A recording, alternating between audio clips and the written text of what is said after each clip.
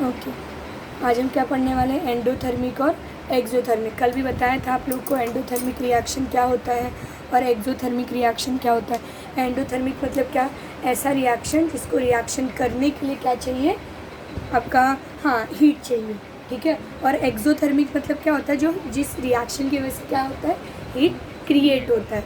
वही चीज़ यहाँ दी है।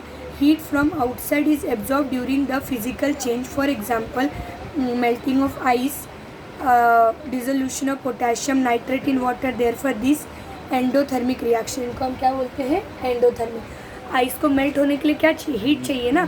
तो वहाँ जो ऑब्वियसली वो केमिकल रिएक्शन नहीं है। आइस का मेल्ट होना केमिकल रिएक्शन है क्या? नहीं, वो फिजिकल रिएक्शन है। क्यों? क्योंकि आइस मेल्ट होने के बाद उनके जो आप बोलते हो ना कंपोनेंट में या अंडर, उसमें कोई भी चेंजेस नहीं आ रहे, बट फिर भी वो रिएक्शन को होने के लिए क्या चाहिए आपको? हीट। तो वो रिएक्शन को हम क्या बोलेंगे? Endothermic reaction. या दूसरा आपको क्या बोला है? Dissolution of potassium nitrate in water. Potassium nitrate जो है उनको वाटर में डिसॉल्व होने के लिए क्या चाहिए आपको? हीट चाहिए। Dissolution of potassium nitrate in water. Potassium nitrate जो है वाटर के साथ डिसॉल्व होगा, वाटर के साथ रिएक्शन करें, वो वैसे ही नहीं डिसॉल्व हो जाएगा, ठीक है, या रिएक्शन करेगा। वाटर के साथ रिएक्शन करने के लिए उसको क्या चाहिए? हीट चाहिए, ठीक है। Therefore these are the endothermic process. On the other hand, जिस रिएक्शन के वजह से क्या होता है? हीट क्रिएट होता है, उनको हम क्या बोलते हैं? Exothermic. Heat is given away during some physical change, for example formation of ice from the water. Water से आइस बनने के लिए आपको क्या चाहिए? एक मिनट। फॉर्मेशन ऑफ आइस, आइस बन रहा है कि okay from a water, okay water है, उससे क्या बन रहा है आपका? आइस बन रहा है। तो क्या वहाँ हीट क्रिएट हो रहा है? Dissolution of sodium hydroxide in water. Sodium hydroxide जो है वो वाटर में क्या हो रहा है? डिसॉल्व हो रहा है। तो हाँ, वहाँ हीट क्रिएट होगा, okay. Formation of ice from the water, therefore this are the exothermic. In the process of dissolution of concentrated sulfuric acid with water, very large amount of heat is liberated. ये आप आगे ही पढ़ोगे। जो concentrated sulfuric acid है, okay, वो क्या कर रहा है? वाटर के साथ अगर वो रिएक्शन करता है तो क्या होता है? बहुत ज़्यादा हीट क्रिएट होता है। कंसनट्रेटेड है ना, दो एसिड दो तरीके की होती है, एक डाइल्यूट और एक कंसनट्रेटेड। कंसनट्रेटेड मतलब वो जो एसिड है वो प्योर फॉर्म है, अंडरस्टैंड, उसमें कोई भी आपने वाटर वगैरह मिक्स नहीं किया। तो वो टाइम पे उसमें जो वाटर डालते हैं तो बहुत ज़्यादा क्या क्रिएट होता है? हीट क्रिएट होता है। इतना ज़्यादा हीट क्रिएट होता है कि वो जो फ्लास्क है या वो टेस्ट ट्यूब है वो भी क्या हो सकता है? ब्रेक हो सकता है, okay. If it's poured it in a concentrated sulfuric acid which may cause an accident. To avoid this, required amount of water is taken in a glass container and a small quantity of concentrated sulfuric acid at a time is added with the string. Therefore only a small amount of heat is liberated. देखो यहाँ भी एक question दिया आपको ना, normally question पूछा भी जाता है कि मतलब क्या एसिड के अंदर वाटर मिक्स किया जाता है कि वाटर के अंदर एसिड मिक्स किया जाता है? तुम क्या बोलोगे? दोनों का मतलब तो सेम ही है। तो क्या करते हैं? एसिड के अंदर वाटर मिक्स करते हैं, वाटर के अंदर एसिड मिक्स किया जाता है, ठीक है। वाटर की क्वांटिटी ज़्यादा होगी ना, उसमें एसिड आप थोड़ा थोड़ा डालते हो। अगर एसिड के अंदर वाटर डालोगे, ठीक है, तो वो ब्लास्ट हो जाएगा, ठीक है। तो to avoid this require amount of water is taken in a glass container. वही बोला कि एक कंटेनर में आप क्या करते हो? वाटर लेते हो, ठीक है, and small quantity of concentrated acids, थोड़ा थोड़ा करके आप उसके अंदर क्या डालते हैं? सल्फ्यूरिक एसिड डालते हो, ओके।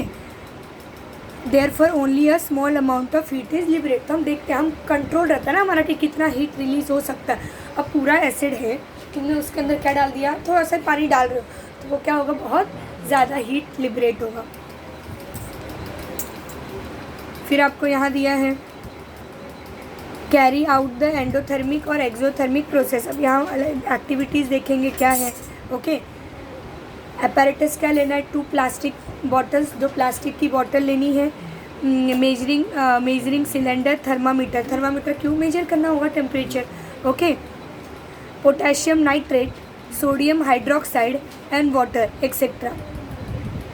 सोडियम हाइड्रोक्साइड भी okay, sodium hydroxide been corrosive, handle it carefully in the presence of, मतलब यही बोला है कि सोडियम हाइड्रोक्साइड जो है बहुत ज़्यादा ही क्या है आपका पावरफुल एसिड है, इसलिए उसको बहुत केयरफुली हैंडल करना है। Okay, take 100 millilitre water in each of the 2 plastic bottle. क्या बोला है, 2 प्लास्टिक बॉटल लीजिए, उसके अंदर कितना पानी डालिए आप, 100 मिलीलीटर। प्लास्टिक भी ना, क्यों प्लास्टिक का ही क्यों यूज़ कर रहे हैं, क्योंकि प्लास्टिक क्या है आपका इंसुलेटर है, टेम्परेचर अगर बढ़ेगा तो वो उसका ज़्यादा इफेक्ट दिखेगा नहीं, ठीक है, वो एब्जॉर्ब नहीं करेगा, वो टेम्परेचर लिक्विड तक ही रहेगा। होता है ना कोई जैसा आपका अगर स्टील का ग्लास है तो अगर उसके अंदर कोई ठंडा चीज़ डालो तो ग्लास का भी टेम्परेचर क्या होता है, बढ़ जाता है, लेकिन प्लास्टिक है तो वो टेम्परेचर बाहर नहीं आएगा। अंडरस्टैंड, तो इंसुलेटर इसलिए हम क्या यूज़ कर रहे हैं, प्लास्टिक का बॉटल यूज़ कर रहे हैं। In dissipation of heat can be prevented, क्यों यूज़ करें, क्योंकि हीट का डिसिपेशन मतलब हीट क्या हो, आउटसाइड इन्वायरमेंट में ना जाए, तुम हीट को क्या कर सको, प्रॉपरली मेजर कर सको। Okay, note the temperature of water in the bottle, put 5 gram of potassium. क्या बोला है, पहले बॉटल लीजिए, उसके अंदर ये 100 मिलीलीटर वाटर डालो, वाटर प्लास्टिक के कंटेनर में, फिर थर्मामीटर से पहले उसका टेम्परेचर मेजर करो कि पहले का टेम्परेचर क्या था, फिर बाद का टेम्परेचर। पहले आपने टेम्परेचर मेजर किया, उसके बाद 5 ग्राम ऑफ क्या डालिए, पोटेशियम नाइट्रेट। पोटेशियम नाइट्रेट मतलब KNO3। Okay, in the bottle and shake it well. अब आपको क्या बोला है, पोटेशियम नाइट्रेट डाला वो पानी की बोतल में, उसको क्या करो, शेक करो, ऑब्वियसली रिएक्शन होगा, ठीक है। Note the temperature of the solution form, put a 5 gram of solution hydroxide in the another bottle. 2 bottle है ना, एक बॉटल में पानी है, उसके अंदर तुम क्या डाल रहे हो, KNO3, दूसरे बॉटल में भी उतना ही पानी है, उसके अंदर क्या डाल रहे हो आप, सोडियम हाइड्रोक्साइड NaOH। वो वाले बॉटल को भी शेक करो, ठीक है। और H2O भी प्रेजेंट है पहले से ही, H2O करेक्ट। दोनों बॉटल को शेक किया। In the first bottle process of dissolution of potassium nitrate took place, while in the second bottle process of dissolution of sodium. अभी हमें पता है पहले वाले बॉटल में KNO3 डिजोल्व होगा और सेकेंड वाले बॉटल में NaOH डिजोल्व होगा।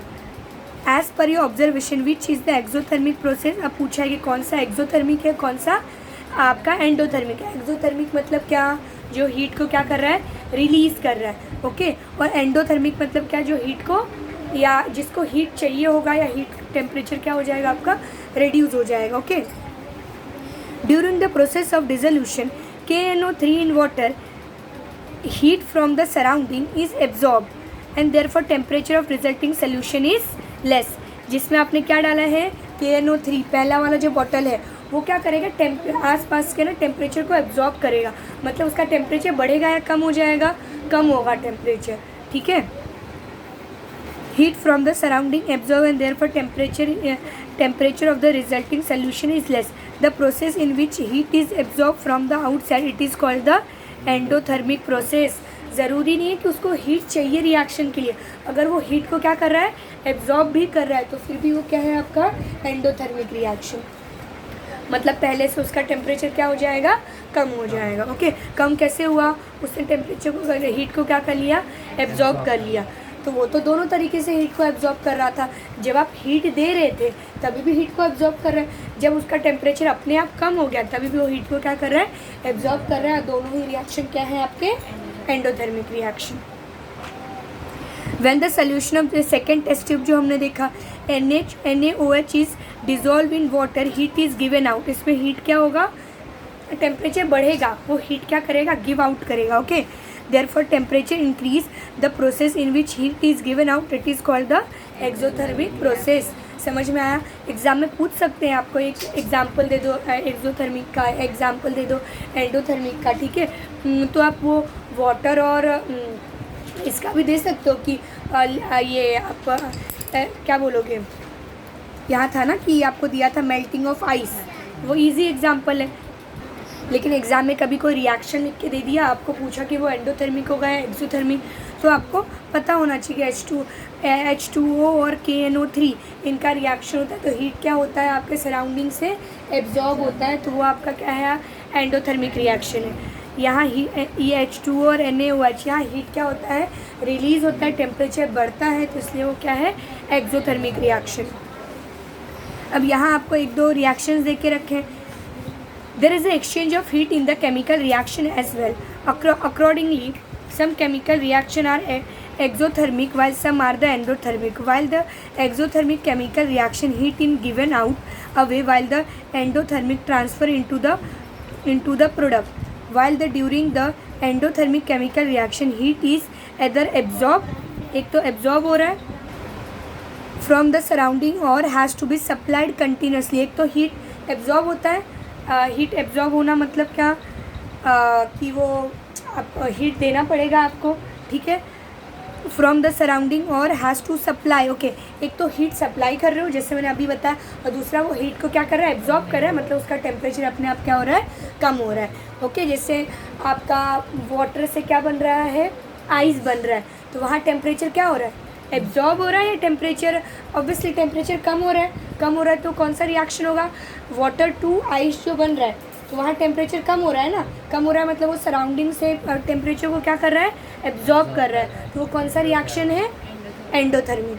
ठीक है, उसके बदले जो ओके पहला वाला आपको क्या था, ये आइस से क्या हो रहा है आपका, ये आइस से वाटर फॉर्म हो रहा है, तो वो भी क्या है आपका, एंडोथर्मिक ही है। क्यों एंडोथर्मिक है, क्योंकि वहाँ भी आइस है, आइस से वाटर बनने के लिए क्या चाहिए, टेम्परेचर देना पड़ेगा ना, तो टेम्परेचर अगर दे रहे हो तो वो भी क्या रहेगा आपका, एंडोथर्मिक। ओके, तो आपको एग्जांपल दिया है कैल्शियम कार्बोनेट CaCO3, ठीक है, इनको आप क्या प्रोवाइड कर रहे हो, हीट प्रोवाइड कर रहे हो। कैल्शियम कार्बोनेट सॉलिड है, आप उनको क्या रहे, हीट दे रहे हो, मतलब गर्म कर रहे हो, ठीक है, तो वो ब्रेक डाउन हो रहा है। मुझे बताओ ये कौन सा रिएक्शन है, मतलब एंडोथर्मिक एक्सोथर्मिक जो है वो तो बाद में, कौन सा है आपका, अगर कंपोजिशन है, कॉम्बिनेशन है या कॉम्पोजिशन रिएक्शन है, डीकम्पोजिशन। क्यों डीकम्पोजिशन, ओके, डीकम्पोजिशन क्यों है, क्योंकि ये एक क्या बोलोगे, कॉम्प्लेक्स कंपाउंड से सिंपल कंपाउंड में कन्वर्ट हो रहा है। ओके, तो ये CaCO3 कैल्शियम कार्बोनेट, इनका क्या, ये ब्रेक डाउन हो रहे हैं, लेकिन इस ब्रेक डाउन के प्रोसेस में उनको क्या चाहिए, हीट चाहिए, वो हीट को क्या कर रहे हैं, एब्जॉर्ब कर रहे हैं। तो ये कौन सा रिएक्शन होगा आपका, एंडोथर्मिक रिएक्शन। क्या क्या क्रिएट हो रहा है आपका, CaO प्लस CO2। तुम्हें कैसे पता चलेगा कि वो CO2 है, हमने देखा था ना कि आप देख के नहीं पता कर सकते कि ये CO2 है, उसको आप किन में पास करोगे, लाइम वाटर के अंदर पास करोगे। अगर लाइम वाटर क्या हो गया आपका, मिल्की होगा, तो हम बोलेंगे कि ये कौन है, CO2 है, और उसके साथ क्या बन रहा है आपका, CaO क्या होता है आपका, कैल्शियम ऑक्साइड। नॉर्मल लैंग्वेज में उसको हम क्या बोलते हैं, क्विक लाइम, करेक्ट। दूसरा क्या है आपका CaO, उनको हम किन के साथ आप रिएक्शन करवा रहे हो, H2O वाटर के साथ रिएक्शन करवा रहे हो, तो क्या क्रिएट होगा, ऑब्वियसली यहाँ ये दो रिएक्ट कर रहे हैं, तो CaOH2 प्लस हीट क्रिएट हो रहा है, हीट क्रिएट हो रहा है, तो ये कौन सा रिएक्शन होगा, एक्सोथर्मिक। ठीक है, कोई डाउट। फिर यहाँ कुछ पूछा है, यूज़ योर ब्रेन पावर, ठीक है, what is the difference in the process of dissolution and the chemical reaction. Chemical reaction तो पता है ना क्या होता है, हमने पढ़ा था, केमिकल रिएक्शन मतलब क्या, वो रिएक्शन हो रहा है, उसके बाद जो नया प्रोडक्ट बन रहा है वो पहले वाले से बिल्कुल ही क्या होगा, अलग होगा, अंडरस्टैंड। ठीक है, यहाँ आपको क्या बोला है कि बताना है दोनों में डिफरेंस क्या था। मैं ये बताया ना कि केमिकल रिएक्शन में क्या होता है, कंपोजिशन ऑफ मैटर में चेंज हो जाता है। जैसे आपका क्या बोल रहा है, मिल्क से क्या बन रहा है, कर्ड बन रहा है, तो कर्ड और मिल्क दोनों ही क्या होते हैं, बिल्कुल अलग अलग होते हैं। ऐसा हो सकता है कि तुम कर्ड से चाय बना लो, नहीं हो सकता ना, इम्पॉसिबल है। क्यों, क्योंकि वो बिल्कुल ही उसका जो कंपोजिशन ऑफ मैटर है वही क्या हो चुका है, चेंज। तुम अज्यूम कर रही हो क्या कैसा होगा चाय, ठीक है, क्योंकि उनका कंपोजिशन ऑफ मैटर क्या हो गया, बिल्कुल ही चेंज हो गया है। डिसोल्यूशन मतलब क्या होता है, डिसोल्यूशन मतलब चेंज नहीं हो रहा है। जैसे अगर आप सॉल्ट लेते हो, उसको आप क्या कर रहे हो, वाटर के अंदर मिक्स कर रहे हो। ऐसा होता है कि सॉल्ट का टेस्ट पहले अलग था और पानी में जाने के बाद सॉल्ट का टेस्ट अलग हो गया, नहीं हुआ, बस उसके अंदर क्या हुआ है, डिज़ोल्व हुआ, उसने अपने प्रॉपर्टी को चेंज नहीं किया था, अंडरस्टैंड। उसी को हम क्या बोलते हैं, डिसोल्यूशन। अंडरस्टैंड होता है ना, कुछ लोग होते हैं कि मतलब जो 4 लोग मतलब उनके फ्रेंड के साथ बैठे, वो पहले अलग थे, बाद में क्या हो गए, अलग हो गए, मतलब उन्होंने अपने पर्सनालिटी में चेंज लाया। तो वो कौन सा चेंज है, केमिकल चेंज। लेकिन कुछ ऐसे होते हैं चाहे उनको कहीं बिठा दो वो अपनी पर्सनालिटी को चेंज नहीं करेंगे, दोनों पॉजिटिव नेगेटिव दोनों में हो सकता है ये। तो वो क्या है, डिसोल्यूशन। वो सिर्फ वहाँ जाके मिक्स हो रहे हैं, बट वो उन्होंने अपने क्या बोलते हैं कंपोजिशनल मैटर को चेंज नहीं किया। ठीक है, जिससे मैंने किन का एग्जांपल दिया, चाहे शुगर ले लो, चाहे आप सॉल्ट ले लो, ठीक है, तो वो चेंज नहीं हो रहे हैं। Understand. Does the new substance form when the solution dissolve in a solvent. अगर मैं नमक को पानी के अंदर मिक्स करें तो कोई नया चीज़ बन रहा है क्या, नहीं बनेगा। नमक भी वही है, वाटर भी वही है, बस वो एक दूसरे से क्या हो गए, मिक्स हो गए। अगर मैं चाहे तो मैं उनको अलग भी कर सकती हूँ, किया जा सकता है ना इवेपोरेशन प्रोसेस से। ओके, और ये भी हमें पता है कि सॉल्वेंट क्या होता है, सल्यूट क्या होता है, ये हमने प्रीवियस क्लास में पढ़ा था। Okay, rate of chemical reaction. Rate of chemical reaction मतलब क्या है, केमिकल रिएक्शन तो हमें पता है ना कि अगर समझो 2 केमिकल है, उन 2 या 2 से ज़्यादा केमिकल को आप क्या कर रहे हो, रिएक्शन करवा रहे हो, प्रोडक्ट बन रहा है। वो प्रोडक्ट पहले वाले से बिल्कुल ही क्या होंगे, अलग होंगे, उनका कंपोजिशन मैटर क्या होगा, अलग होगा। लेकिन उनका रेट कौन डिसाइड करेगा, मतलब वो रिएक्शन जल्दी होगा, मतलब बहुत लेट से होगा। अंडरस्टैंड, ये चीज़ें कुछ मतलब पर्टिकुलर चीज़ों पे क्या होती है, डिसाइडेड होती है। ओके, जैसे यहाँ आपको क्या बोला है, take into account the time requirement for following process. ये आपको अलग अलग चीज़ें दी हैं, आपको पूछा है कि इसके लिए कितना टाइम लगेगा। Cooking gas started burning on the ignition. Cooking gas मतलब गैस चालू करते हो तो और उनको ऐसी माचिस लगाते हो या लाइटर लगाते हो तो वो तुरंत बर्न करना स्टार्ट करता है, टाइम लगाता है तुरंत, तो वो क्या है आपका फास्ट प्रोसेस है। Iron article under goes a rusting. Iron जो है, लोहा वगैरह, उसके ऊपर जंग लगता है, तो वो जल्दी होता है या टाइम लगता है, टाइम लगता है, आपका 3 महीने 6 महीने लग सकते हैं। अंडरस्टैंड, स्लो प्रोसेस है वो। Erosion of rock take place to form a soil. Rock से सॉइल बनने के लिए हमें पढ़ा है ना, हज़ारों साल भी लग जाते हैं। Okay, alcohol is form on mixing a yeast in glucose solution under goes a proper condition. मतलब अल्कोहल ग्लूकोज है, ग्लूकोज में यीस्ट डाल के, यीस्ट एक बैक्टीरिया है, वो डालने के बाद क्या बनाया जाता है, अल्कोहल बनाया जाता है। तो अल्कोहल बनाने का प्रोसेस जो है वो स्लो प्रोसेस है या फास्ट प्रोसेस है, स्लो प्रोसेस है। सुना होगा ना कि वाइन वगैरह होते हैं, उनको 6-6 महीने 1-1 साल कितना, हाँ, बहुत टाइम तक स्टोर किया जाता है। ओके, ये क्या लिखा है, effervescence is formed on adding a baking soda into a test tube containing a dilute acid. Okay, तो आपको क्या पूछा है कि baking soda into a test tube containing a diluted acid. Dilute acid है, उसके अंदर आप क्या डाल रहे हो, बेकिंग सोडा डाल रहे हो, तो उसके ऊपर जो बबल्स आ रहे हैं वो बबल्स ही बोलते हैं उनको, फोम जैसा क्रिएट होता है, तो वो जल्दी होगा या फास्ट होगा, वो क्या है आपका फास्ट रिएक्शन है। Okay, white precipitate is form adding a diluted sulphuric acid to a barium chloride. ये रिएक्शन हमने पहले भी देखा था कि बेरियम क्लोराइड है और ये और उनके साथ हम किनको रिएक्शन करवाए, सल्फ्यूरिक एसिड का। तो ये रिएक्शन क्या है, फास्ट है या स्लो है, ये रिएक्शन भी क्या है आपका फास्ट है। Okay,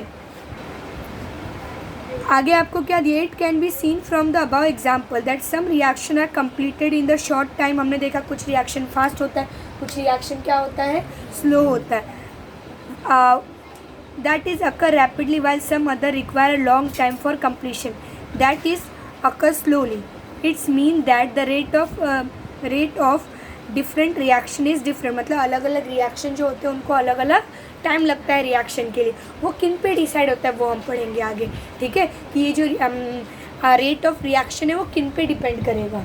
okay, in some reaction occur at a different rate on changing the condition. For example during a winter, वही चीज़ आपको दिया है कि मतलब during a winter long time is required for setting milk into a curd.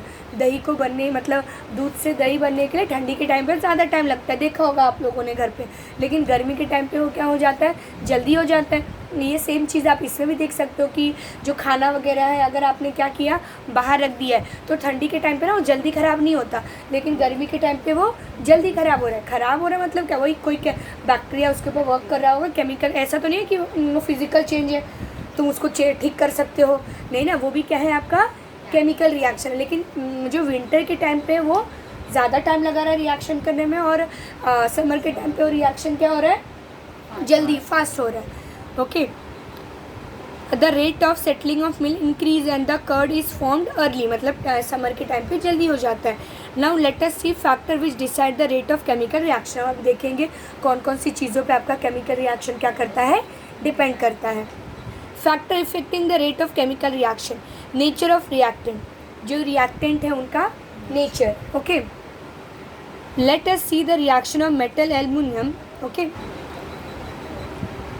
Metal aluminium Al and the Z and zinc diluted hydrochloric acid. आपको क्या बोला है कि आप रिएक्शन कर रहे हो किन का, एल्युमिनियम का और जिंक का, मतलब ओके किन के साथ, diluted hydrochloric acid. Hydrochloric acid मतलब क्या, HCl। on reaction of both aluminum and zinc with the diluted hydrochloric acid, H2 gas is liberated and the water soluble salt on the metal as form. हमें पता है कि H2 gas release होगा, metal अगर क्या करती है, acid के साथ रिएक्शन करती है तो क्या रिलीज़ होता है, 9th स्टैंडर्ड में हमने पढ़ा था, हाइड्रोजन गैस रिलीज़ होता है और साथ में क्या फॉर्म होता है, मेटल सॉल्ट बनते हैं, correct. However the reaction of aluminium metal take place faster, लेकिन जो एल्युमिनियम है उसका रिएक्शन क्या होगा, फास्ट होगा, जिंक का उससे क्या होगा, स्लो होगा।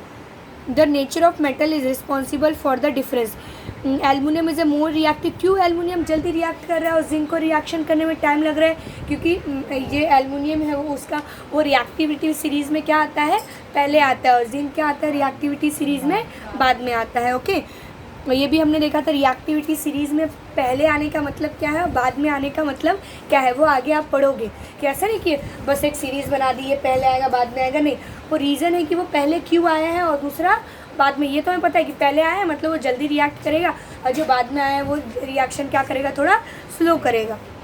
Therefore rate of reaction of aluminium and hydrochloric acid is faster than of that of zinc. Nature of reactivity of reaction influence the rate of chemical reaction, मतलब reactivity of metal जो है वो क्या करता है, influence करता है metal के, मतलब वो केमिकल रिएक्शन के रेट पे। मेटल अगर ज़्यादा रिएक्टिव है केमिकल रिएक्शन जल्दी होगा, मेटल अगर कम रिएक्टिव है तो रिएक्टिविटी केमिकल रिएक्शन का जो रेट होगा वो क्या होगा, आपका ज़्यादा होगा। ओके, मैंने गलत बोल दिया था। अगर जो आपका मेटल है वो ज़्यादा रिएक्टिव है तो केमिकल रिएक्शन क्या होगा, जल्दी होगा। अगर मेटल है वो क्या है आपका, कम रिएक्टिव है, तो जो ये क्या बोलोगे, केमिकल रिएक्शन उसका रेट क्या होगा, ज़्यादा होगा। ठीक है, ये मानिए ना कि वो केमिकल वो अगर ज़्यादा रिएक्टिव है तो मेटल ज़्यादा रिएक्टिव है ना, तो केमिकल तुरंत रिएक्शन कर देगा। अंडरस्टैंड। जैसे एल्युमिनियम है वो क्या है, ज़्यादा रिएक्टिव है, जल्दी रिएक्ट करता है, तो केमिकल प्रोसेस में कम टाइम लगेगा, ज़्यादा टाइम लगेगा, कम टाइम लगेगा, तो ज़्यादा रिएक्टिव कम टाइम, कम रिएक्टिव ज़्यादा टाइम। समझ आया? Okay, size of the particle of reactant.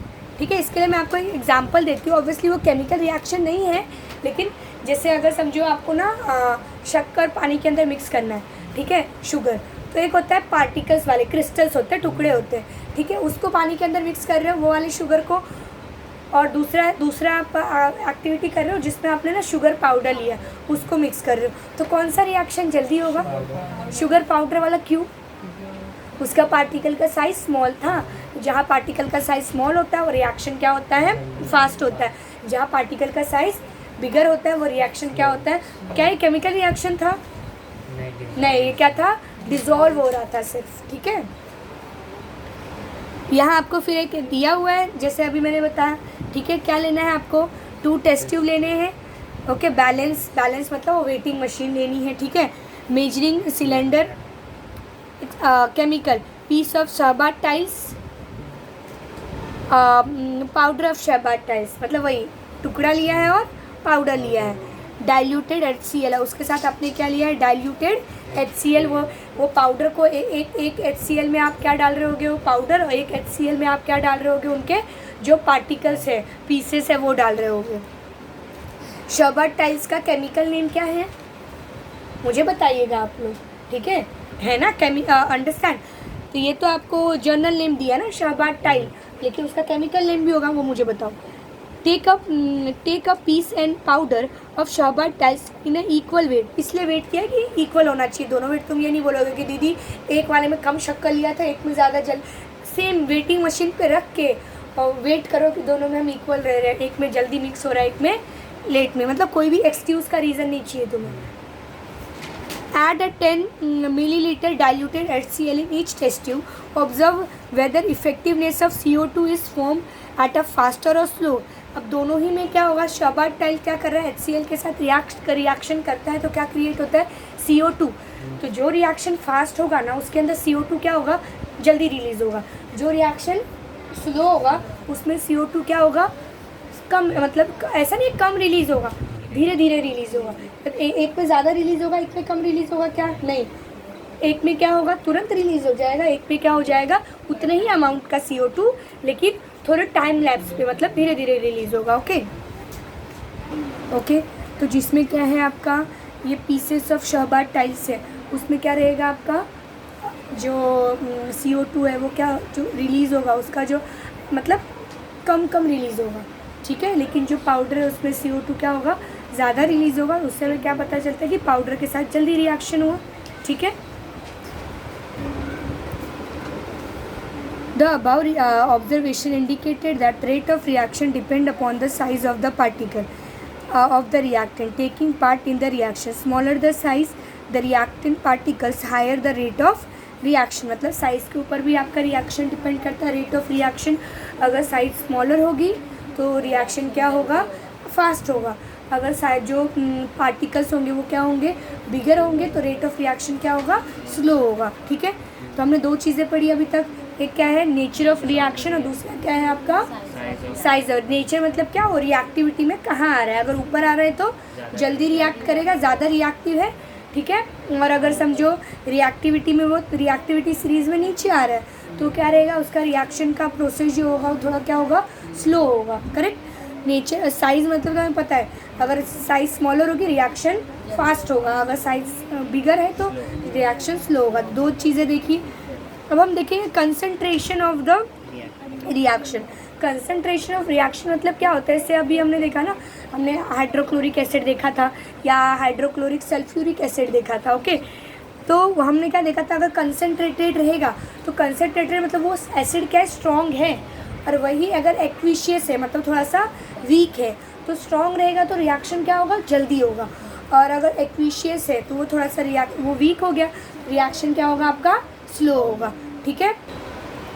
वही चीज़ यहाँ आपको दे के रखी है। Let us consider the reaction of dilute and the concentrate hydrochloric acid with the CaCO3। किन से रिएक्शन करवाना है, कंसनट्रेटेड हाइड्रोक्लोरिक एसिड, किन के साथ, CaCO3। CaCO3 क्या होता है आपका, कैल्शियम कार्बोनेट। उनको हम बोलते क्या है नॉर्मल लैंग्वेज में, ये उनका आप CaCO3 के साथ क्या कर रहे हो, CaCO3 पाउडर क्या ले रहे हो आप, उनका पाउडर ले रहे हो।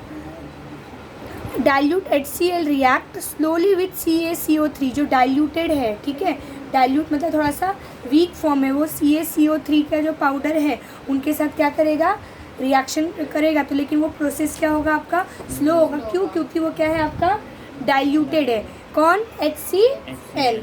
लेकिन अगर आप CaCO3 को किनके साथ रिएक्शन कर रहे हो, कॉन्सेंट्रेटेड HCl के साथ, हाइड्रोक्लोरिक एसिड के साथ रिएक्शन कर रहे हो, तो वो क्या होगा, disappear and thereby CaCO3 disappear. मतलब ये इसको ही लेके रखा है उन्होंने कि वो स्लोली डिसअपेयर होगा, और जो कार्बन डाइऑक्साइड रिलीज़ होगा वो क्या होगा आपका, स्लोली रिलीज़ होगा। On the other hand reaction with the concentrated HCl it take place rapidly and CaCO3 disappear fast. मतलब उसमें CaCO3 तुरंत डिजॉल्व हो जाएगा और जल्दी जल्दी क्या रिलीज़ होगा, CO2 कंसनट्रेटेड HCl में। और एक्विशियस आपका जो HCl है उसमें CaCO3 जो है वो डिज़ोल्व होने में थोड़ा सा क्या लगेगा, टाइम लगेगा, और CO2 भी क्या होगा, थोड़ा सा टाइम मतलब स्लोली रिलीज होगा। Understand. Concentrated acid react faster than the diluted acid, which mean that rate of reaction is proportional to the concentration of reaction। वो reaction का concentration कैसा है, वो ये आपका क्या बोलोगे, ज़्यादा concentric है या थोड़ा सा एक्विशियस है? एक्विशियस है तो स्लो, कंसनट्रेटेड है तो फास्ट। यहाँ भी देखो, यहाँ भी आपको क्या रिलीज़ हो रहा था, CO2। हमने पहले वाले में भी वही देखा था ना, सेम ही चीज़ देख के रखा है, बस वर्ड अलग अलग यूज़ किया।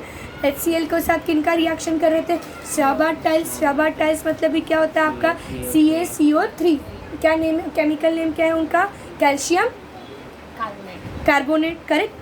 और वहाँ भी CO2 ही रिलीज़ हो रहा था, यहाँ भी उन्होंने वही किया, लेकिन पढ़ते टाइम देखो कैसे अलग अलग लग रहा है।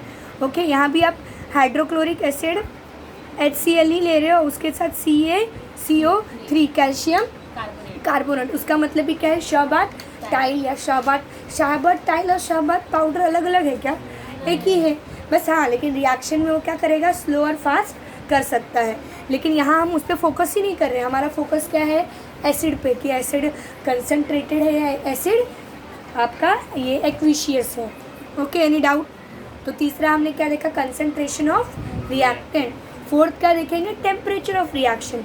टेम्परेचर तो हमने पहले ही देख लिया था कि कर्ड जो है जल्दी बन रहा था, क्यों आपका समर में, क्योंकि टेम्परेचर ज़्यादा था, ठंडी में देर लग रहा था बनने में क्योंकि टेम्परेचर कम। मतलब वहाँ भी केमिकल रिएक्शन हो रहा है ना, लेकिन एक जगह क्या हो रहा है, फास्ट हो रहा है, एक जगह क्या हो रहा है, स्लो हो रहा है। क्यों, क्योंकि टेम्परेचर अलग अलग है। ठीक है। While studying the decomposition reaction, you have carried out decomposition of limestone. In this activity, lime water does not turn milky before heating the limestone because of the zero rate of reaction। क्या बोला है, हमने देखा था ना कि जो lime water है किनके साथ रिएक्शन कर रहे थे, यहाँ हमने, हाँ ये वाला, ठीक है, जो कैल्शियम कार्बोनेट है वो पहले वो क्या रिलीज़ करेगा, लाइम वाटर। लाइम वाटर तब तक रिलीज़ नहीं करेगा जब तक उसका टेम्परेचर नहीं बढ़ेगा। और टेम्परेचर कैसे बढ़ाओगे आप, उनको हीट देके। अगर वो हीट दे रहे हो तो कौन सा रिएक्शन है, एक्सोथर्मिक या एंडोथर्मिक, एंडोथर्मिक। ओके, ठीक है। From this learn that rate of reaction increase on increasing the temperature. Okay, अब हम बात करेंगे कैटलिस्ट। कैटलिस्ट पता ना किनको बोलते हैं, जो रिएक्शन में पार्टिसिपेट नहीं करता, बस रिएक्शन के रेट को क्या करता है, इंक्रीज करता है। ओके, ये कल भी मैंने आप लोग को बताया था कि यहाँ जो हाइड्रोजन प्री ऑक्साइड है ये अपने आप रिएक्ट कर रहा है, लेकिन इसके रिएक्शन को हम फास्ट कर सकते हैं इनमें क्या रख के, कैटलिस्ट रख के। वो रिएक्शन में पार्टिसिपेट करेगा क्या, नहीं। वो जो प्रोडक्ट आ रहा है उनमें कोई चेंज करेगा क्या, नहीं। वो सिर्फ वहाँ है जिसकी वजह से रिएक्शन क्या हो रहा है, फास्ट हो रहा है। ओके, पता है मतलब टीचर अगर समझो आप सम सॉल्व होता है कि या तुम होमवर्क ही कर रहे हो, तो पेरेंट्स अगर आपके सामने बैठे हैं तो तुम्हारा होमवर्क करने का स्पीड क्या होता है, थोड़ा सा बढ़ जाता है। क्यों, वो क्या तुम्हें होमवर्क में हेल्प कर रहे हैं, करके दे रहे हो होमवर्क, तो होमवर्क में कैसे बढ़ गया तुम्हारा स्पीड, उनके प्रेजेंस से होमवर्क का स्पीड क्या हो गया, बढ़ गया। अगर वो यहाँ वहाँ चले जाए, तुम होमवर्क कभी भी कर रहे हो लेकिन उसका स्पीड क्या हो जाएगा, स्लो हो जाएगा। तो वो पर्सन पार्टिसिपेट नहीं कर रहा है, वो सिर्फ क्या कर रहा है, अपना प्रेजेंस, उसके प्रेजेंस से क्या हो रहा है, इफेक्ट हो रहा है। समझ आ रहा है। कैटलिस्ट भी वैसे ही है। Okay, on heating the potassium chlorate KClO3 decompose slowly. यहाँ देखो आपको डेल्टा दिया है, तो वहाँ उसका मतलब क्या है कि हीट कर रहे हो किनको, पोटेशियम क्लोराइड को, KClO3। ये ऑब्वियसली ये डायरेक्ट ये लीजिएगा, इनको बैलेंस करिएगा। देखते हो कैसे, ये वाला ये जो 2 और ये 3 लिया है, ये ना लेके आप लोग क्या करो, बैलेंस करो। ओके, अब आपको यहाँ क्या बोला है, the rate of our reaction neither increase by reducing the particle size. मतलब आप क्या कर रहे हो, इनके पार्टिकल साइज़ को, अभी पता है पार्टिकल के साइज़ पे भी क्या होता है, रिएक्शन का रेट, आप उसके पार्टिकल साइज़ में भी कुछ चेंज नहीं कर रहे हो, उसके टेम्परेचर में भी कुछ चेंज नहीं कर रहे हो, तो रिएक्शन का फास्ट कैसे करोगे, उसमें कोई कैटलिस्ट मतलब कैटलिस्ट रख के। However potassium chlorate decompose rapidly in the presence of magnesium magnesium dioxide MnO2 to liberate O2 gas. No chemical change take place in MnO2 manganese dioxide. तो ये मैग्नीज डाइऑक्साइड की वजह से इनमें कोई चेंज आया क्या? नहीं. बस वो क्या वो एक ऐसा वो कैटलिस्ट है जिसके प्रेजेंस से रिएक्शन का स्पीड क्या हो गया, बढ़ गया. तो वैसे बोला है कि दीदी ये जो पोटेशियम क्लोराइड है उनके पार्टिकल में चेंज कर दिया या टेम्परेचर चेंज किया, इसके नहीं, वो सब आपको बोल दिया है कि वो सब क्या है, कांस्टेंट है. ठीक है.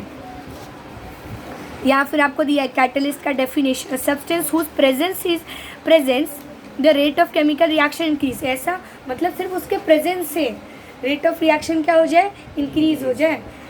Without causing any chemical change to it, मतलब वो उसमें कुछ ऐड नहीं कर रहा है. ठीक है. बस उसके प्रेजेंस से क्या हो रहा है, रेट ऑफ रिएक्शन बढ़ रहा है. उसी को हम क्या बोलते हैं, catalyst. The decomposition of hydrogen pre oxide, यही चीज़ जो अभी मैंने बताया था, कल हमने देखा था H2O2 हाइड्रोजन प्री ऑक्साइड, वो रूम टेम्परेचर पे डिकम्पोज हो रहा था ना. वाटर और oxygen take place slowly at the room temperature. However same reaction occur at a faster. वही रिएक्शन को मैं फास्ट करवा सकती हूँ, क्या रख के, कैटलिस्ट रख के. कैटलिस्ट का नाम क्या है, manganese dioxide. Okay. Any doubt? Free do you know भी पढ़ लीजिएगा. Okay. One or more chemical reaction take place during every chemical change. वही बोला है कि one or more chemical reaction, दो या दो से ज़्यादा केमिकल को आप क्या करते हो, कंबाइंड करते हो, एक साथ रिएक्ट करवाते हो during a chemical change. Okay. Some chemical reaction occur at a fast, वो भी हमने देखा, कुछ फास्ट होते हैं, कुछ क्या होते हैं, स्लो होते हैं. Strong acids and strong base react instantly.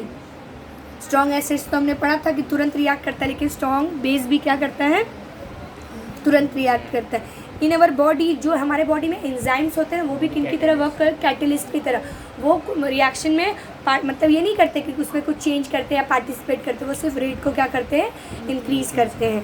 Okay. फिर यहाँ रेफ्रिजरेटर का एग्जांपल दिया है कि रेफ्रिजरेटर में जब तुम फूड प्रोडक्ट या किसी चीज़ को रख देते हो तो उनका जो बोलते हैं ना कि उनमें चेंजेस क्या होते हैं, स्लो होते हैं या फास्ट होते हैं, स्लो होता है. क्यों होता है, क्योंकि वहाँ टेम्परेचर क्या होता है, कम होता है. Okay. Vegetable cook quickly. Vegetable जो है ना वो ऑयल के अंदर ना जल्दी कुक होता है कंपेयर टू वाटर के अंदर. क्यों? क्योंकि वाटर जो ऑयल का टेम्परेचर है ना बहुत जल्दी आप इंक्रीज़ कर सकते हो और बहुत ज़्यादा भी रख सकते हो. ठीक है. लेकिन वाटर का टेम्परेचर ना बहुत जल्दी इंक्रीज़ नहीं किया जा सकता और वो बहुत ज़्यादा इंक्रीज़ भी नहीं होता. ओके.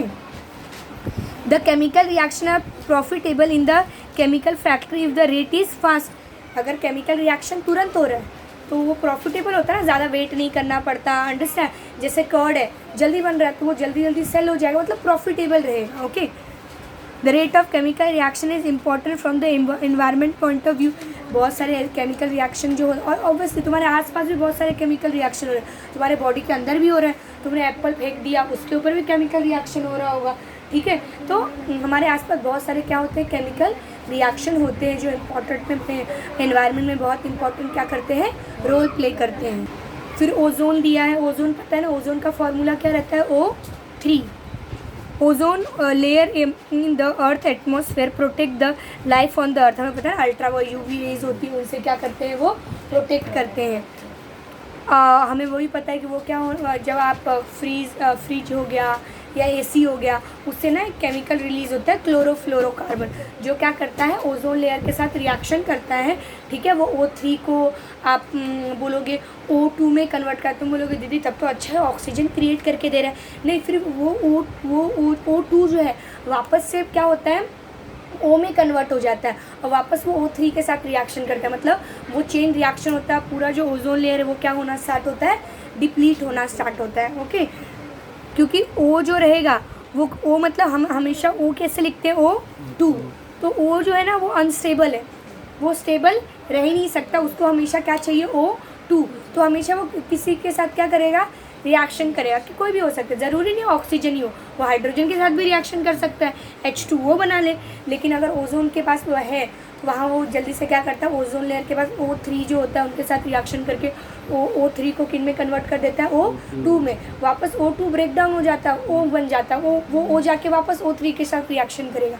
ओजोन लेयर क्या होना स्टार्ट होता है, डिप्लीट. लेकिन बहुत सारे एनवायरनमेंट कंजर्वेशन मेजर लिए गए जिससे ओजोन लेयर वापस से क्या होना स्टार्ट हुआ, आप बोलोगे प्रिजर्व किया गया या वापस से मतलब जो डिप्लीट हो गए थे उनको कंजर्व किया गया। ओके, उसके बाद हम देखेंगे ऑक्सीडेशन और रिडक्शन।